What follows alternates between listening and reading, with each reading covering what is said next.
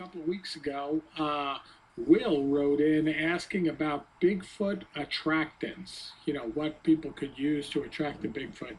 And I think I recall we were saying, you could leave a cupcake out there, but, you're not sure if the Bigfoot actually picked up the cupcake. But so this gentleman answered, Zach in Iowa. And he says, hello, WJ and KJ, great show.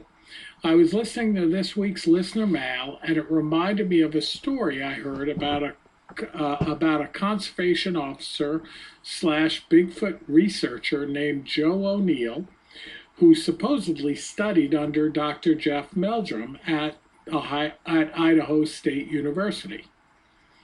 And Mr. O'Neill claimed he could attract Sasquatches with a controversial combination of mountain animal reproductive discharge when he refined it in a device he called a Manmixer. He said, I had an acquaintance on an expedition with Joe who swore he heard tree knocks and howls that sounded like they were coming from a crazed orangutan within an hour of placing their strange concoction in the forests of northern Colorado. Wow. Pretty weird, right? Yeah, and I was going to say, though, I mean, why go through all that trouble?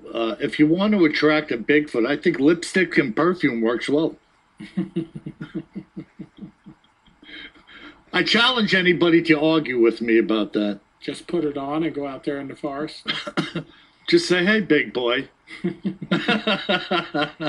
And then Zach writes at the end, I'm not sure about this. Zach might be crazy, actually. He says, KJ has the smooth style and delivery that remind me of the late, great Casey Kasem. Whoa, on brother. The old American Top 40 shout-outs. Now, I love me some Casey Kasem, but not a lot of people have said that I sound like Casey Kasem.